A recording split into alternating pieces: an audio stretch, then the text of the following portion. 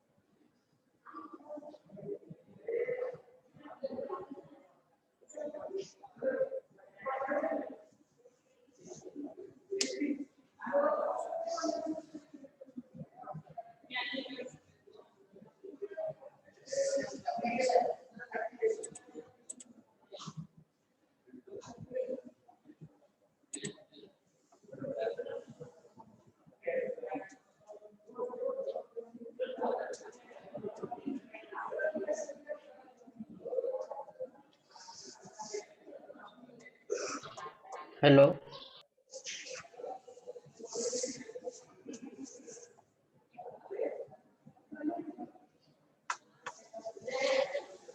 Good morning to all of you. Good morning, sir.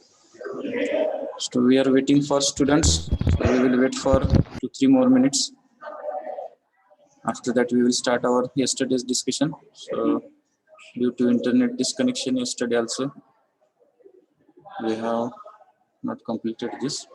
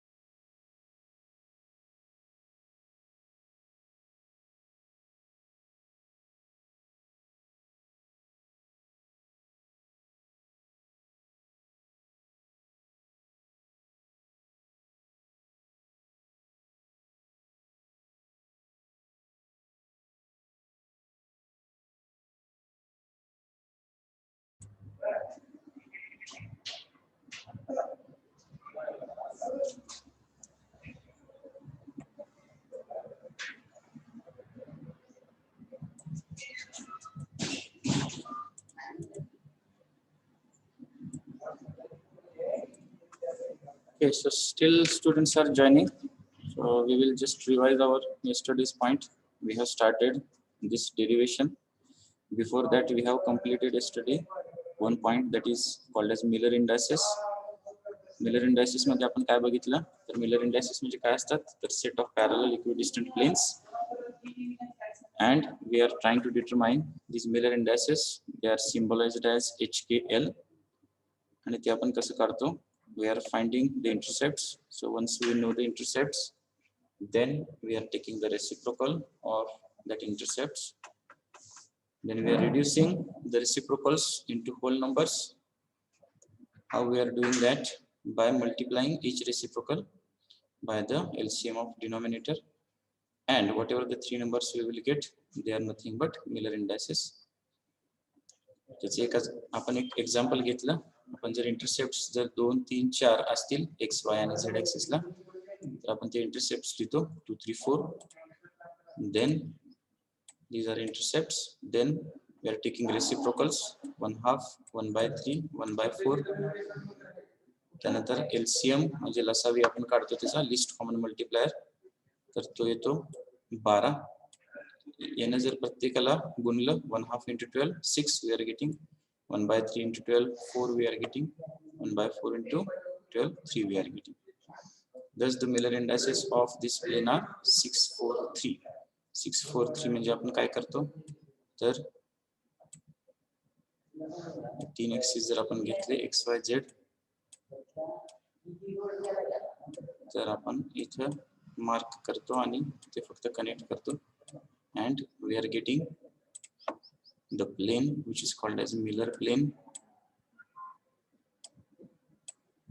Okay, so these are parallel equidistant planes like this and they get repeated as the crystalline material have symmetric atomic arrangement. Okay, तर ह्याचे आपण काल features पण बघितले कुठले कुठले features आहेत आणि त्याचा यूज करून आपण काय केलं तर या फिगर्स पण डिस्कस केल्या. फीचर्स मध्ये आपण बघितलं तर की पॅरलल इक्विडिस्टंट प्लेन्स असतात, त्यानंतर जर ते प्लेन पॅरलल असेल त्या कोऑर्डिनेट ऍक्सिसला तर त्याचे इंटरसेप्ट काय असतो इन्फिनिटी असते आणि सगळ्यांचा रेशो सेम असतो त्या मिलर प्लेनचा. यामध्ये आपण वेगवेगळे एक्झाम्पल बघितले 1 0 0 then 0 1 0 and 0 0 1. याच्यामध्ये आपण हे चेक केलं की एक्स ला जर 1 असेल तर वाय आणि झेड इन्फिनिटी असतात इंटरसेप्ट आणि ते प्लेन पॅरलल असतं. तसंच वाय जर 1 असेल झेड जर 1 असेल then in case of 1 1 0 0 1 1 and 1 0 1 also we have discussed. Last one is example for 1 1 1 and then we have started discussing this relation between interplanar distance and Miller indices.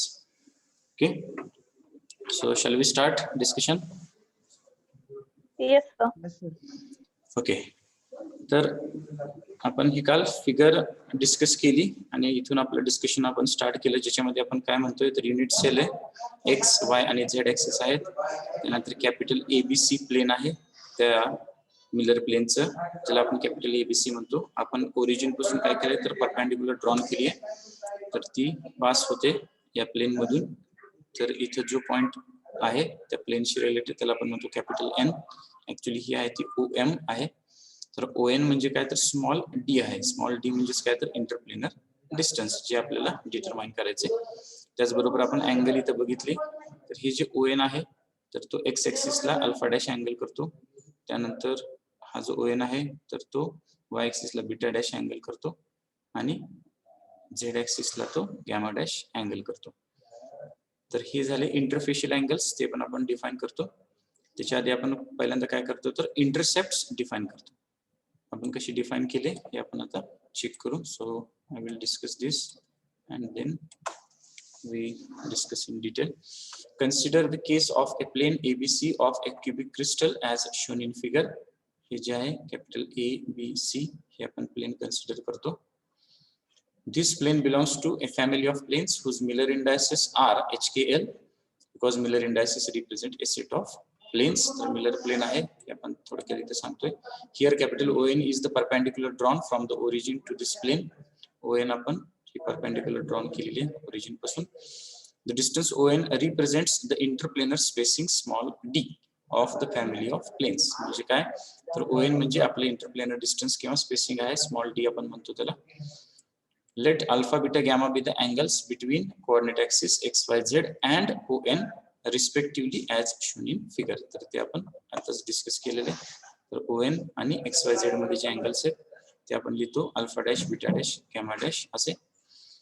Now we are defining intercepts and interfacial angles. हे आपण कुठे discuss केलेले.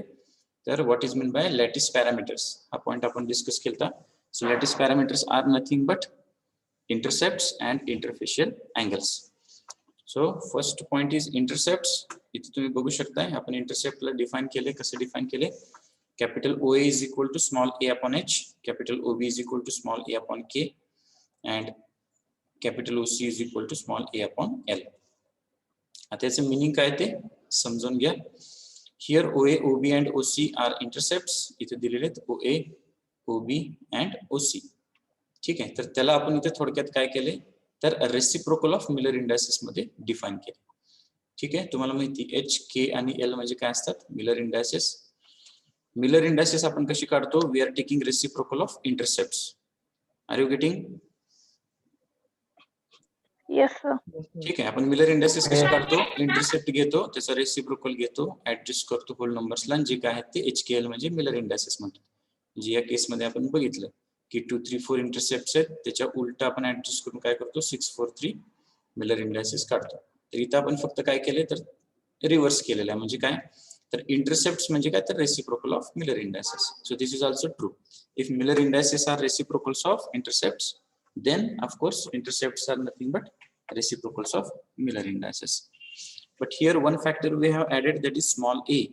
Okay, so this small a is nothing but called as lattice constant or side of unit cell. ठीक आहे.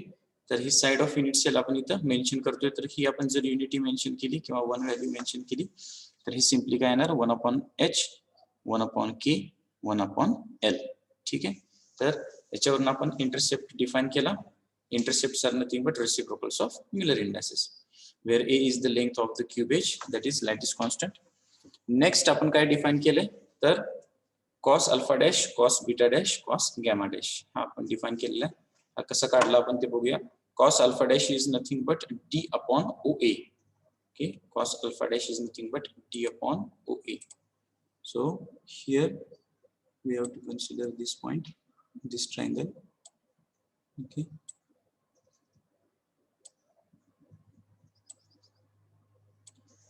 Are you getting this triangle? Yes, sir. Yes sir. So here our alpha dash is there. So alpha dash is nothing but here d upon OA, कोणा लगतची बाजू divided by कर्ण. आपण cos theta काढतो तर इथं आपण तो काढला d upon OA. तर तीच व्हॅल्यू आपण इथं मेन्शन केलेली आहे. Cos alpha dash is equal to d upon OA. Cos alpha dash means this triangle is nothing but this d upon this OA. Okay. Here we are showing this thing. This is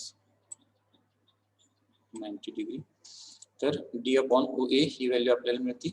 Similarly, we have to write for OB and OC. So in short, we are writing like this or showing like this. So this is for OA, then this is for OB, and this is for OC. Okay, तर असं करून आपण हे triangles आहेत तर ते दाखवतो. तर उजव्या बाजूला तेच आपण मेन्शन केलेलं आहे इथं, पण फिगर ही थोडीशी स्लाइटली वेगळी आहे.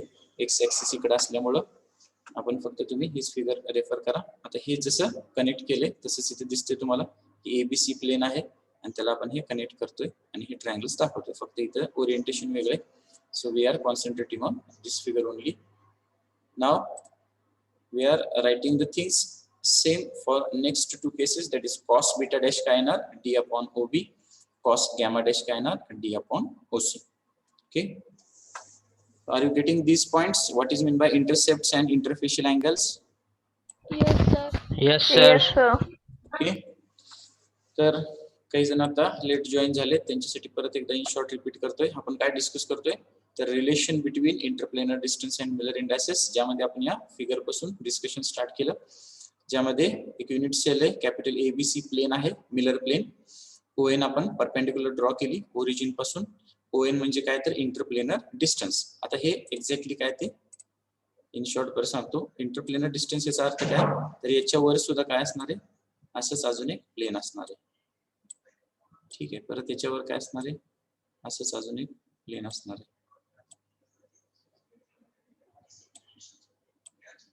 मग या ज्या आता हे जे 3 प्लेन्स आहेत, तर यामधलं अंतर काय, तर हे अंतर म्हणजे काय, तर ON आहे. म्हणजे ओरिजिन पासून पहिल्या प्लेनचं अंतर जे आहे तर ते ON म्हणजे स्मॉल डी आहे. तसंच पहिलं प्लेन आणि दुसऱ्या प्लेन मधलं अंतर सुद्धा स्मॉल डी आहे. And same thing it's repeated as that Miller planes are there. And the distance is same, you know that, because atomic arrangement is there which is symmetric, and once we define the plane then same plane gets repeated here. ठीक आहे, तर इथं capital ABC plain आपण consider केलं. Small D म्हणजे काय, तर interplanar distance ज्याची व्हॅल्यू आपण काढतोय. आणि अल्फा बीटा आणि गॅमा डॅश हे जे अँगल्स आहेत ते कशा कशा मधले, तर ON आणि एक्स ऍक्सिस मधला अल्फा डॅश आहे, त्यानंतर ON आणि Y ऍक्सिस मधला बीटा डॅश आहे, ON आणि Z ऍक्सिस मधला गॅमा डॅश आहे.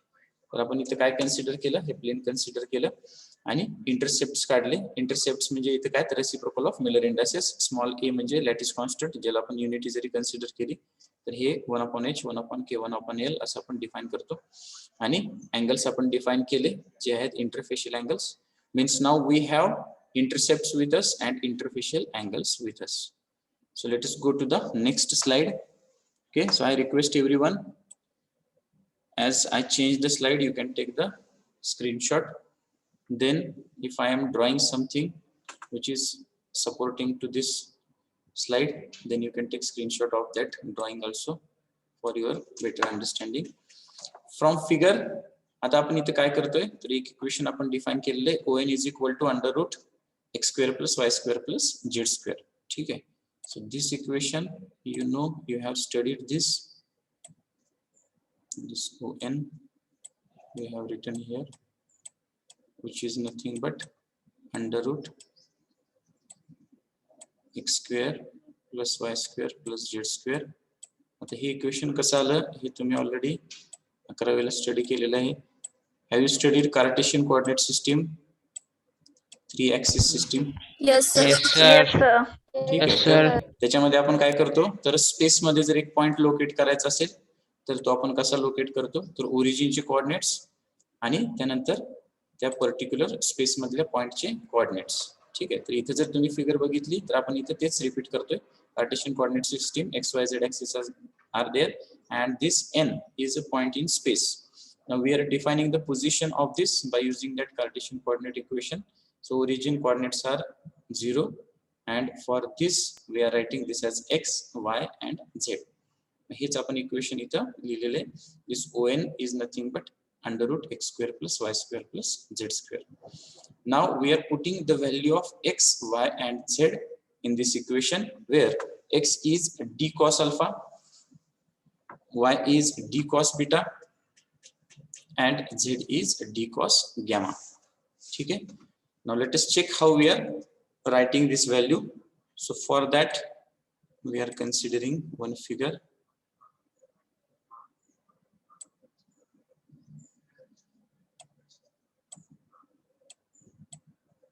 So for x axis we are considering, so this is nothing but our ON. आपला ON पॉइंट आहे, फक्त x ऍक्सिस साठी आपण हे कन्सिडर करतोय. तर x कोऑर्डिनेट साठी आपण काय करणार, for x axis here the distance is x. Okay, this is nothing but our small d and this is our angle, that is alpha dash. Okay, so now tell me cos alpha dash value. What is the cos alpha dash value here? Cos alpha dash is equal to x upon d. yes, cos alpha dash is equal to x upon d. कोणा लगतची बाजू divided by कर्ण. ठीक आहे, तर x upon d येतं. मग इथे जर cos alpha जो असणार आहे तर तो जर x upon d असेल तर x ची व्हॅल्यू काय येणार, d into cos alpha. d into cos alpha. yes, x is nothing but d into cos alpha. तर सेम थिंग आपण इथे लिहिलेलं आहे, x is equal to D into cos alpha, फक्त याचा स्क्वेअर आहे इथं. लक्षात येते हे? Yes, ठीक आहे. Yes, sir. So I request everyone, yes, sir. याचा एक स्क्रीनशॉट काढून घ्या, म्हणजे तुमच्या लक्षात येईल की हे आपण x is equal to D cos alpha कसं लिहिलेलं आहे. ठीक आहे. तर हे ऍडिशनल माहिती आहे, ही काही परीक्षेत लिहायची गरज नाही. You just take screenshot of this figure that how cos alpha is X upon D. कारण का इथं दोन स्टाईल मध्ये आपण डिफाईन करतोय, अँगलला अँगल तोच आहे पण दोन स्टाईल मध्ये डिफाईन करतोय, तुमच्या लक्षात आलं असेल म्हणून ही मुद्दाहून मी दाखवलंय. इथं आपण ओरिएंटेशन वेगळं घेतोय आणि आधीचे जे आपण डिफाईन केलंय इथं आपण ओरिएंटेशन वेगळं घेतोय. इथं फिगर जी आहे तर त्याचा पॅटर्न इथं वेगळा आहे आणि इथं आपण जे डिफाईन करतोय तर ते वेगळे here, but the angle is same. So now we are writing this x square as d square cos square alpha. Same thing gets repeated for y square. Y square is d square cos square beta and z square is d square cos square gamma raised to half as it is. Okay, now here I have written one equation, cos square alpha dash plus cos square beta dash plus cos square gamma dash is equal to 1. Okay, तर आता आपण ही check करू की हे equation कसं आलं. इथे तुम्ही वर बघू शकताय की LHS ला ON म्हणजे आपण काय लिहिले, small d, that is interplanar distance, and each term is having d square. ठीक आहे. तर d स्क्वेअर आपण कॉमन काढलं, या टर्म मधून कॉमन काढलं आणि या स्क्वेअर रूट मधून सुद्धा आपण कॉमन काढलं. स्क्वेअर रूटच्या बाहेर जर d स्क्वेअर आला तर काय होणार, सिम्पली d. बरोबर. आणि LHS RHS चे d एकमेकाला काय करणार, कॅन्सल करणार. Cancel. त्यानंतर काय राहणार तर under root cos square alpha dash plus cos square beta dash plus cos square gamma dash is equal to 1. ठीक आहे. मग आपण त्याला फक्त काय करतो, स्क्वेअरिंग ऑन बोथ साइड्स. आपण त्याला दोन्ही साइडने काय केलं, स्क्वेअरिंग केलं तर ते रूट निघून जातं आणि इथं फक्त काय राहतं, cos square alpha dash plus cos square beta dash plus cos square gamma dash is equal to 1 चा स्क्वेअर 1च येतोय. Are you getting this term? Yes, sir. Yes, sir. Yes, ठीक आहे. sir. इथं कन्फ्युजन करून घ्यायचं नाही अजिबात. इथं ही टर्म आली की लक्षात ठेवायचं की डी स्क्वेअर कॉमन काढला, डी स्क्वेअर स्क्वेअर रूटच्या बाहेर काढला, एकमेकाला कॅन्सल केलं. तुमची जर इच्छा असली तर तुम्ही ती स्टेप ऍड करू शकताय, no problem for your understanding. D cancels each other, then we are squaring this on both sides. After squaring both sides, simply we are getting one equation, that is cos square alpha dash plus cos square beta dash plus cos square gamma dash is equal to 1. But we know that the value of alpha dash, that is cos alpha dash, cos beta dash and cos gamma dash, we know. So we are now putting this value that we have defined, that is our interfacial angles. Okay, त्याची value काय आहे तर इथे आपल्याला माहिती, cos alpha dash is d upon OA, cos beta dash is d upon OB and cos gamma dash is d upon OC. So we are putting this value here, cos alpha dash is d upon OA, cos beta dash is d upon OB and cos gamma dash is d upon OC. Its square of course is equal to 1. But here we know the value of OA, OB and OC also. म्हणजे intercept चे value सुद्धा आपल्याला माहिती आहेत. OA is A upon H, OB is A upon K and OC is A upon L. तर हे आपण इथे लिहिणार, OA म्हणजे काय, A upon H.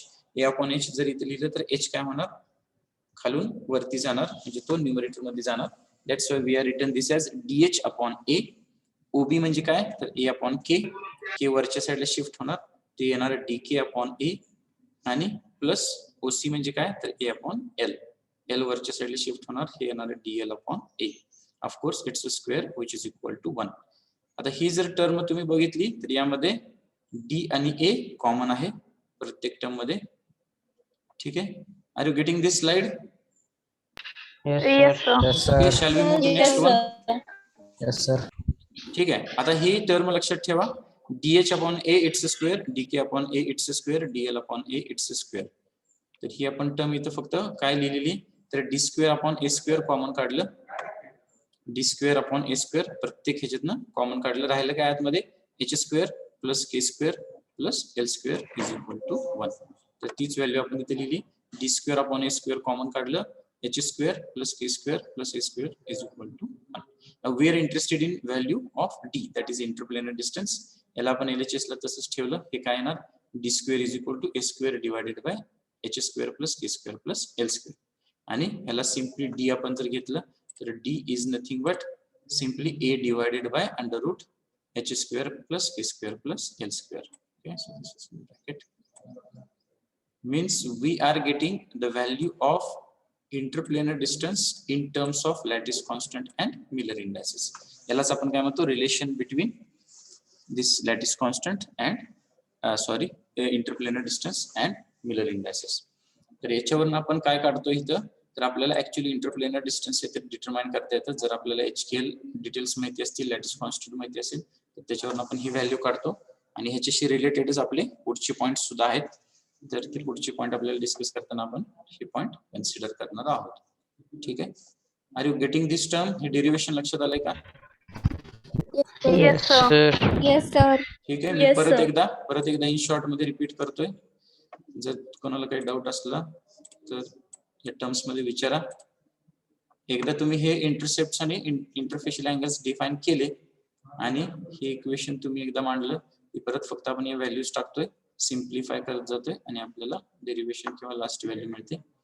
ठीक आहे. तर त्याच्यासाठी आता इथे मी हे दाखवलंय, पण ही फिगर आहे, तुम्ही रेफर करू नका. हीच फिगर आहे, तर ती तुम्ही नीट ड्रॉ करा, ज्याच्यामध्ये हे प्लेन दिसू द्या.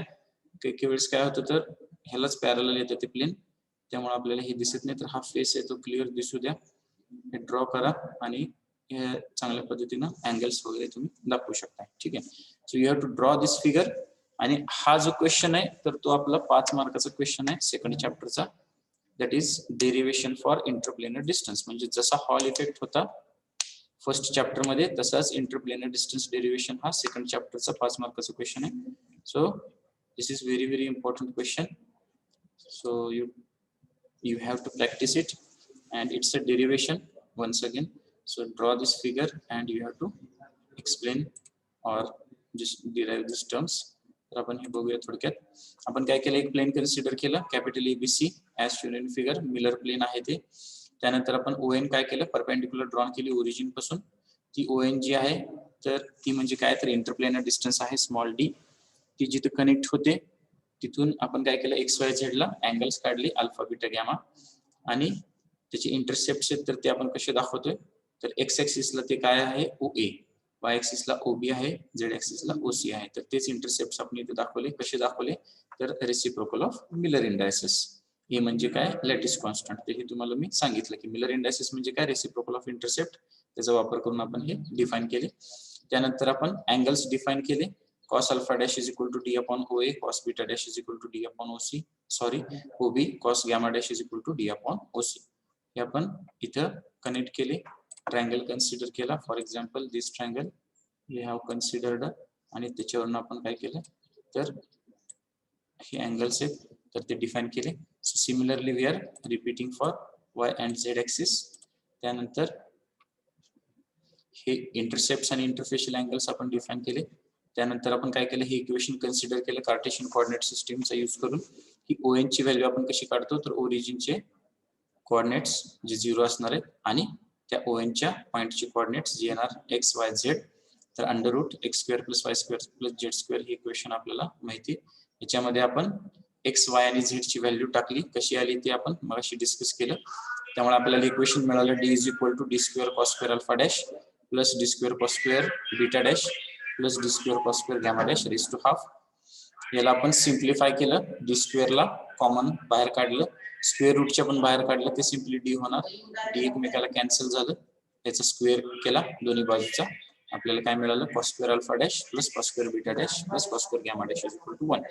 ही एकदा इक्वेशन आली की काय करायचं, पहिल्यांदा cos अल्फा डॅश ची व्हॅल्यू टाकायची आणि त्याच्यानंतर इंटरसेप्टच्या व्हॅल्यू टाकायची आणि तुम्हाला शेवटचं इक्वेशन मिळतं. कसं, तर cos अल्फा डॅश म्हणजे काय, तर d अपॉन OA इथे आपण टाकली, cos square alpha dash is d upon OA it's square, तसेच d upon OB it's square, d upon OC it's square. त्यानंतर OA OB आणि OC पण आपण डिफाइन केलेत, a upon H, a upon K, a upon L. त्या सुद्धा value आपण इथे टाकल्या. हे HKL वर जाणार न्यूमरेटरला. d आणि a कॉमन काढलं, ते होणार d square is divided by square आणि remaining terms in bracket h square plus k square plus h square is equal to 1. त्याला सिम्प्लिफाय केलं आणि आपल्याला इंटरप्लेनर डिस्टन्सची व्हॅल्यू मिळाली. कशाच्या स्वरूपात, तर लॅटिस कॉन्स्टंट आणि मिलर इंडायसेसच्या स्वरूपात. So this is the derivation steps. Okay, are you getting this derivation? Yes, sir. Yes, sir. Yes, sir. याचे स्क्रीनशॉट काढलेत का प्रत्येक स्लाइडचे? Yes, sir. Yes, Okay. sir. ठीक है. So shall we move to the next point? So now we have to discuss the next point. Okay, shall we start? Yes, sir. Yes, sir. ठीक आहे. तर आपण आता हा जो पुढचा पॉइंट आहे तर तो डिस्कस करतोय, जसं हेडिंग आहे ब्रॅग्स लॉ. तर हा ब्रॅग्स लॉ एक सिंपल इक्वेशन आहे 2d sin theta is equal to n lambda. तर ते आपल्याला डिस्कस करायचं आहे. But before that we have to understand what is mean by X-ray diffraction, and by using that X-ray diffraction some methods are there. By studying some methods and using this Bragg's equation we are understanding this interplanar distance term in better manner. तर ती आपल्याला term आहे तर ती चांगल्या पद्धतीने कळते. म्हणजे काय तर काही इन्स्ट्रुमेंट्सचा वापर करून आणि काही मॅथमॅटिकल टर्म्सचा वापर करून, म्हणजे काय तर अँगल्स किंवा वेवलेंथ त्या एक्सरेची, याचा वापर करून आपण इंटरप्लेनर डिस्टन्स काढू शकतो. आणि याचा स्टडी करून हे कशासाठी डिस्कस करायचं, मिलर इंडिसेस किंवा इंटरप्लेनर डिस्टन्स किंवा ब्रॅग्स लॉ. तर याचा स्टडी करून आपण काय करतो तर वेगवेगळ्या मेथड्स आहेत, X-ray diffraction by powder method किंवा ब्रॅग्स एक्सरे स्पेक्ट्रोमीटर. तर याचा यूज करून आपण क्रिस्टल स्ट्रक्चरचे जे टाईप आहे तर त्याच्या प्रॉपर्टीज आहेत तर त्या डिटेलमध्ये आपण स्टडी करू शकतो. And by using that properties we can use that material for different applications. त्याचं जे ओरिएंटेशन आहे आणि त्याच्यामुळे त्याच्या वेगवेगळ्या प्रॉपर्टीज आपल्याला दिसतात. So we can study in detail about that crystalline material by using all these factors. Okay, तर इथे एक फिगर फक्त मी काय केलेली मेन्शन केलेली आहे, इथे इंडिकेट केलेली. तर याचा एक्झॅक्टली अर्थ काय ते आपण समजून घेऊ. So first thing is you know that X-ray gets discovered in 1900 or 1901, but at that time the scientists are searching that what is the exact nature of this X-ray beam. So if that X-ray is having wave nature, then it shows the optical properties also like diffraction, polarization, etc. So the scientists are trying to get the diffraction pattern of this X-ray beam. त्याच्यासाठी X-ray चं diffraction म्हणजे काय, diffraction in the sense आपण आपला जो 5वा chapter आहे त्याच्यामध्ये आपण चेक केलं बघा की डिफ्रॅक्शन ग्रेटिंग, एक ग्लास प्लेट आहे त्याच्यावर लाईन स्क्रॅचड आहेत आणि आपण जेव्हा लाईट पास करतो त्यावेळेस लाईट डिफ्रॅक्ट होते. Okay, but in case of visible light or visible region their wavelength is more than that of this X-ray beam. So that's why that light is passing from that glass plate and we are getting diffraction pattern. पण X-ray च्या बाबतीत काय झालं तर frequency खूप हाय आहे आणि wavelength खूप लो आहे, तर त्याच्यामुळं ती जी लाईट आहे X-ray beam तर ती त्या ग्लास प्लेटच्या गॅप मधून इझिली पास होत होती आणि आपल्याला डिफ्रॅक्शन पॅटर्नच मिळत नव्हतं. Then this Loy fellow have tried to pass the X-ray beam through crystalline material. Okay, why? Because in case of diffraction grating we are using the lines and spacing and transparent regions for getting the diffraction pattern for optical reason, that is violet to red color. So this Loy thought that if we pass the X-ray beam through crystal, why crystal? Because crystal is also acts as a grating. How? So atomic arrangements are there and it is a regular periodic arrangement, and that's why he thought that if we pass this X-ray beam through crystalline material then we will get something different. तर इथे तुम्ही बघू शकताय. So this first figure you can concentrate in this, we are passing this X-ray beam through crystal and after that what happens, so we are getting the diffraction pattern on the photographic plate. He photographic plate आहे. आपण माहिती तुमच्यातल्या काही जणांनी x ray काढला असेल तर आपण x ray काढल्यानंतर ती photographic plate डेव्हलप करतो and then we are getting that X-ray. So here also that fellow what he had done, तर त्यांनी त्या photographic plate वर काय केलं तर ह्याचा diffraction pattern रेकॉर्ड केला, त्याला डेव्हलप केलं and he got some amazing results. Amazing results in the sense काय तर त्याला नुसते डॉट्स नाही मिळाले तर त्याला काही पॅटर्न्स मिळाले की जे त्या सेंट्रल पॉइंट पासून काय होत होते तर त्याला दिसत होते किंवा रिपीट केले गेले होते. So from that he got one idea that yes, X-ray is having diffraction pattern, means X-ray is having wave nature, and he got new method which is called as Laue method. याच्यातनं अजून एक काय मिळालं तर X-ray beam जर crystal मधून pass केल्या तर आतमध्ये जे क्रिस्टलाइन स्ट्रक्चर आहे तर त्याच्यानुसार त्याच्या ओरिएंटेशन नुसार वेगवेगळे पॅटर्न सुद्धा आपल्याला बघायला मिळतात आणि त्या पॅटर्नचा स्टडी करून आपण मटेरियलच्या आत काय ओरिएंटेशन आहे ॲटॉमिक ओरिएंटेशन तर ते सुद्धा आपण स्टडी करू शकतो. Okay, so for that he got the Nobel prize for that also. तर हे का डिस्कस करायचं तर हे इंट्रोडक्शन आहे कशासाठी तर आपला जो नेक्स्ट पॉइंट आपण डिस्कस करतोय. Now we move to our next point that is syllabus point. So this figure and whatever I have discussed, it is contained beyond the syllabus. This is not part of the syllabus, only additional information we are discussing. Okay, now we move to our syllabus point, that is Bragg's law.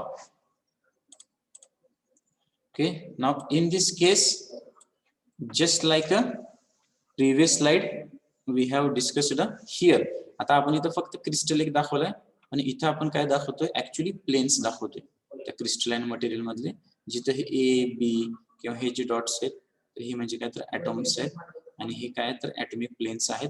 Plain 1, plain 2, plain 3 असं आपण इथं दाखवलेलं आणि हे जे 2 raise आहेत तर ते एक्स रे आहेत. तर आपण सिंगल रे आणि 3 प्लेन कन्सिडर करतोय आणि मायक्रो लेवलला आपण आता हे डिस्कस करणार आहोत. Okay, so shall we start discussion? Yes, sir. Yes, Yes, sir. sir. Okay, so let us consider a set of parallel lattice planes of a crystal separated by a distance d. Okay, तर इथे तुम्ही या साइडला बघू शकताय आपण interplanar distance मगाशी जे डेरिव्हेशन घेतलेलं तर ते इथे आपण दाखवलेलं. सो इंटरप्लेनर डिस्टन्स म्हणजे काय इंटरप्लेनर दोन प्लेन मधलं distance that is small d. Okay, separated by a distance d apart.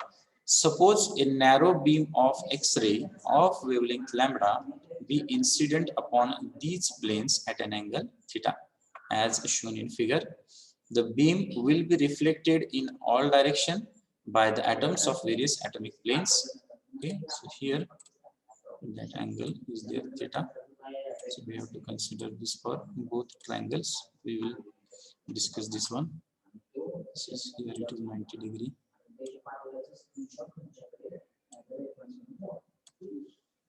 Okay, the beam will be reflected in all direction by the atoms of various atomic planes. Because the refractive index of the matter of the crystal is very nearly equal to unity, hence there is practically no bending of the rays entering or leaving one crystal.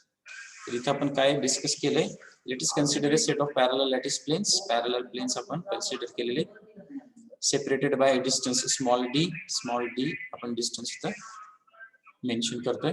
Suppose a narrow beam of X rays of wavelength lambda. एक्सरेच्या beam आहेत ज्याची wavelength particular आपल्याला माहिती be incident upon these planes at an angle theta. इथे सुद्धा हे particular angles आहेत ते आणि हे आपण मॅच करून इथले थिटा अँगल आहेत तर ते डिफाइन करतो as shown in figure. The beam will be reflected in all direction. प्रत्येक डायरेक्शन मध्ये तर ती रिफ्लेक्ट होते by the atoms of various atomic planes वेगवेगळ्या ॲटॉमिक प्लेन्स मधल्या ॲटम्स मुळे. Because the refractive index of the matter of the crystal is very nearly equal to unity. आता इथे तुम्ही बघू शकता की हा जो रे तो काही जण गेस करू शकतात की हा रिफ्लेक्ट झालेला आहे आणि हा रिफ्रॅक्ट झालेला आहे. ठीक आहे, आणि रिफ्लेक्ट आणि रिफ्रॅक्ट जो झालाय तर इथे आपण रिफ्रॅक्टिव्ह इंडेक्स काय तर नियरली इक्वल टू युनिटी आहे.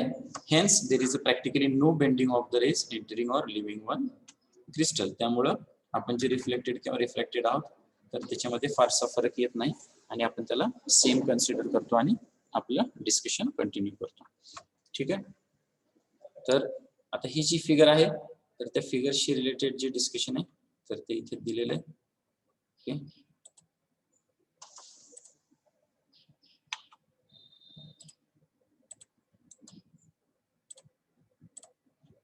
so we can take this figure here also. या साइडला फिगर ठेवतो जेणेकरून तुम्हाला हे रेफरन्सला होईल. ठीक आहे, तुम्ही प्रत्येक वेळेस ही फिगर चेक करू शकता जे काय आपण डिस्कस करणार आहोत. Okay, so we will now discuss this figure and just come to the conclusion or equation that is called as Bragg's equation. Consider a ray PA reflected at atom A in the direction AR from plane 1.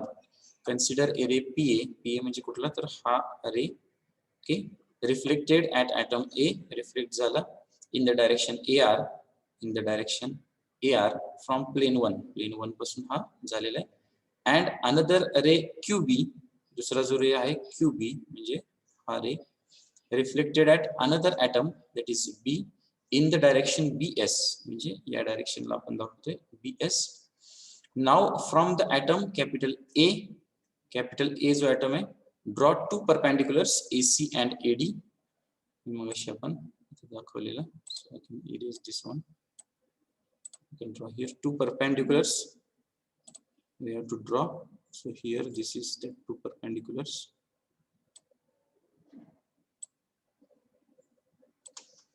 ठीक आहे ते काय म्हटलंय draw from the atom A draw two perpendiculars या point पासून आपण ह्या दोन परपेंडिक्युलर ड्रॉ करतो कुठल्या AC and AD first AC this one second AD this one on the incident ray QB वर AC and reflected ray BS respectively AD कुठे तर या BS वर आहे तर हे जे दिसतंय फिगर मध्ये तेच आपण इथं एक्सप्लेन करतोय the path difference between these two rays is CB plus BD okay path difference is CB plus BD आता path difference याचा अर्थ काय तर ते तुम्ही शिकलेला आहात 11वी 12वी ला आपण इथं डिस्कस करूया you know the term path difference तुम्ही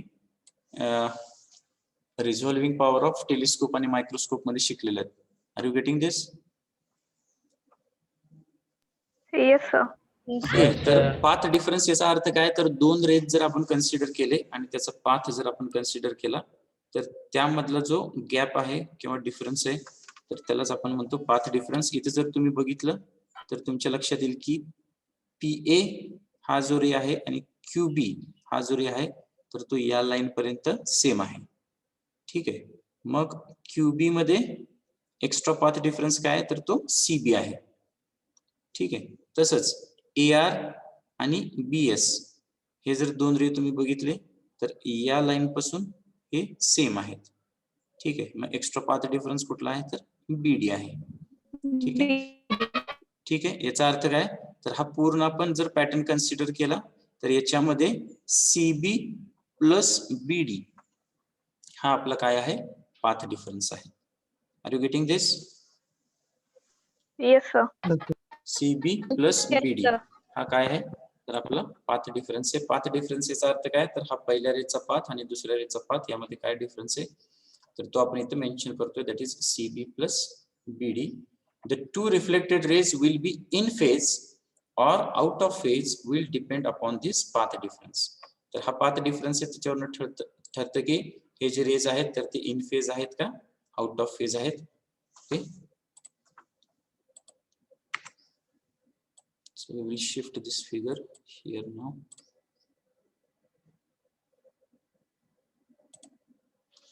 okay so this will depends upon the path difference now here path difference that is CB plus BD is integral multiple of whole wavelength just a minute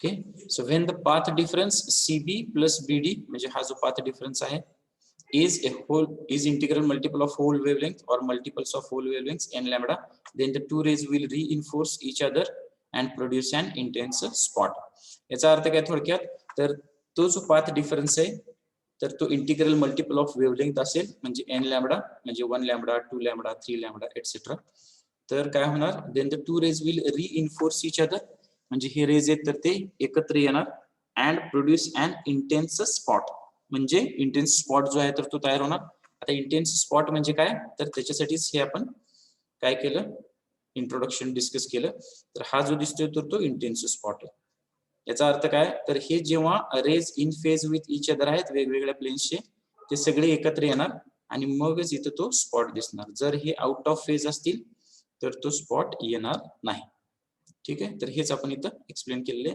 then the two rays will reinforce each other and produce an intense spot Thus, the condition of reinforcement is CB plus BD is equal to n lambda. Okay, so from figure we can write CB is equal to BD is equal to D sin theta. आता इथे condition आपण काय लिहिलेली, रिइन्फोर्समेंटची CB plus BD is equal to n lambda म्हणजे path difference is integral multiple of wavelength. Equation लक्षात आलंय का? CB plus BD is equal to n lambda. Yes, sir. ठीक आहे, तर हे सुद्धा तुम्ही त्यावेळेस डिस्कस केलेलं आहे किंवा स्टडी केलेलं आहे. रिझॉल्विंग पॉवर मध्ये आपण पाथ डिफरन्स काढतो. आता हे जर ऑड मल्टिपल्स ऑफ वेवलेंथ असतं तर काय होणार, हे आउट ऑफ फेज जाणार आणि आपल्याला स्पॉट मिळणार नाही. ठीक आहे, ऑड मल्टिपल्स म्हणजे काय, तर 2/3, 3/5, 5/7, 7/9 इंटू लॅम्बडा. इथे n म्हणजे काय, इथे दिले आपण 1 2 3 दिलेले, तर ते आपण इथे कन्सिडर करतो आणि मगच आपल्याला तो स्पॉट मिळतो. So in this case now we are considering these points. मगाशी आपण जे डिस्कस केलं की इथे आपण काय केलंय, हे परपेंडिक्युलर ड्रॉ केले. ठीक आहे, आणि आपण आता हे अँगल्स काढतोय, दॅट इज थिटा, या ट्रायंगल साठी आणि या ट्रायंगल साठी. ठीक आहे, तर इथे आपण काय केलंय, from figure CB is equal to BD is equal to D sin theta. आता हे कसं आलं बघा, त्यातलं एक केस घ्या, CB घ्या फक्त. तर हा CB म्हणजे आपण काय म्हणतोय, तर D sin थिटा. आता D म्हणजे काय, तर हे इंटरप्लेनर डिस्टन्स आहे. इंटरप्लेनर डिस्टन्स म्हणजे काय, तर आपलं कॅपिटल AB आहे. ठीक आहे, दिस इज AB. ठीक आहे, आणि हा आपला थिटा आहे. AB म्हणजे आता तुम्ही कुठला ट्रायंगल कन्सिडर करायचा, triangle ACB. Okay, so I can colour it by blue. ठीक आहे, are you getting this triangle, triangle ACB? Yes, sir. Yes, sir. ठीक आहे, आता ACB जो ट्रायंगल आहे त्याच्यामध्ये हा आपला थिटा आहे इथं, आणि आपण काय करतोय, साइन थिटा डिफाइन करतोय. साइन थिटा काय असतो, कोनासमोरील बाजू डिवायडेड बाय कर्ण. बरोबर आहे का? Yes, sir. ठीक आहे, कोनासमोरील बाजू कुठली आहे, तर CB आहे. CB. बरोबर. So here I can write this sine theta. You can write here this sin theta. We are writing CB is equal to BD is equal to D sin theta. So sin theta is nothing but CB Upon AB. upon D. AB. Yes, CB upon AB, but AB is nothing but D. D. I am writing directly CB upon D. किंवा थोडक्यात CB म्हणजे काय, तर D sin theta. तर तीच value आपण इथे लिहिलेली आहे, CB is equal to D sin theta. Similarly, BD is equal to also D sin theta. आता हा जो BD आहे, आपण हा ट्रायंगल कन्सिडर केला पिंक कलरचा, म्हणजे दुसरा सेम थिंग आपण रिपीट करतोय. ठीक आहे, हा ट्रायंगल जर कन्सिडर केला तर इथे सुद्धा अँगल आहे, तर हा साइन थिटा काय असणार, BD upon AB. BD upon AB म्हणजे BD अपॉन D, किंवा simply BD is nothing but D sin theta. Okay, are you getting this term, CB is equal to BD is equal to D sin theta? Yes, sir. Yes, sir. ठीक आहे, आता CB ची आणि BD ची value जर आपण या equation मध्ये टाकली तर आपल्याला काय मिळणार, CB म्हणजे काय, D sin theta आहे, BD म्हणजे सुद्धा काय, D sin theta. D sin theta plus D sin theta is equal to n lambda. Means what we are getting, 2D sin theta is equal to n lambda. ठीक है, d sin theta plus d sin theta is equal to n lambda. That is nothing but simply 2d sin theta is equal to n lambda, where n is 1 2 3 etc. for first order, second order, third order spectrum maxima respectively. The relation is known as Bragg's law. The equation is known as Bragg's equation. तर आपल्याला जर ही angles माहिती असतील, x-ray आपण जो वापरतोय त्याची wavelength माहिती असेल आणि ऑर्डर माहिती असेल, तर आपण इथं इंटरप्लेनर डिस्टन्स काय करू शकतो, कॅल्क्युलेट करू शकतो. याच्यासाठी आपण हा ब्रॅग्स लॉ यूज करतो. Are you getting this point? Yes, sir. Yes, sir. ठीक आहे. So I request everyone, you can mark your attendance in chat box.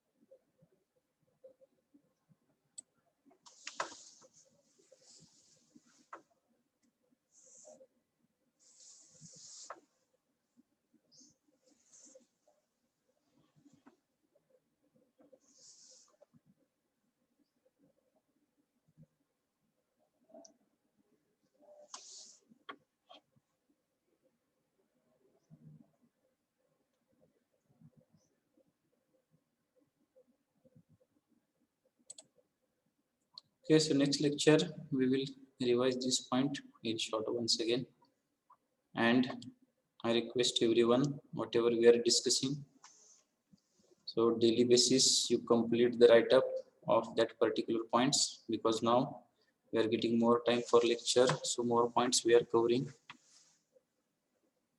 And in case of second chapter, now only one point is remaining, that is symmetry elements. You can check syllabus. Symmetry elements हा एक मोठा point आहे, तो आपला राहिलेला आहे. Then we are concluding our second chapter also.